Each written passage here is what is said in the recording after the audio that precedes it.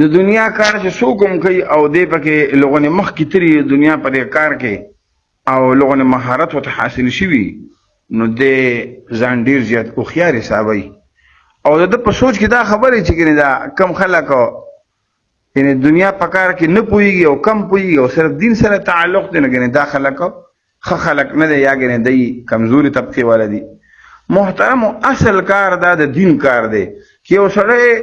د دنیا په کار کې دومره ماهر دی دی په منټونو کې په کروڑونو روپۍ ګټي په یو منټ کې 1 کروڑ روپۍ ګټي نو ظاهره خبره ده دی به د ورځې اربونه روپۍ ګټي او په کال کې به دی دومره پیسې وګټي د هغې به څه اندازه ني لیکن دا کار فضول او که بالفرض الله دین پکې ني د سره موز او اودس ني او د سره د الله رب العالمین یاد او د قبر او د آخرت یاد ورسره ني نه دا ټول محنت فضول دی. ځکه انسان ته خو د کروڑونو ضرورت نشته،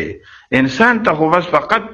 د یو 2 روټو ضرورت دی په یو وخت باندې یو 2 روټۍ بل وخت باندې یو 2 روټۍ بل وخت یو 6-8 روټو ته د ورځې ضرورت راځي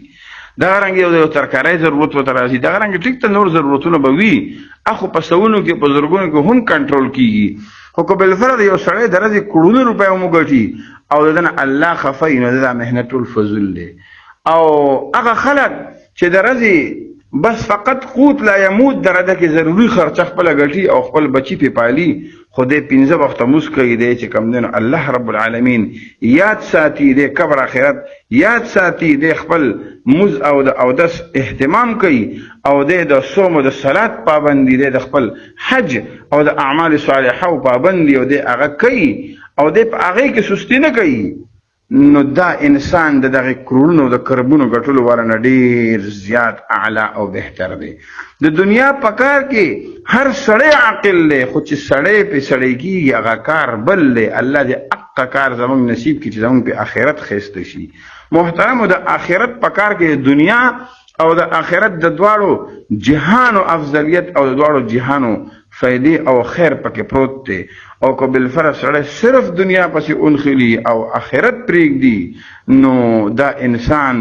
په دنیا کې کامیاب ښکاري په ظاهره مانته لیکن دا انسان آخرت لحاظ سره ډېر ناکامه دی. ځکه د دنیا دا میراث دا خو د فرعون د قارون او د شداد میراث دی او د دین دا میراث د قرآن او د حدیث چې کوم میراث دی دا خو د انبیاء علیهم السلام میراث دی.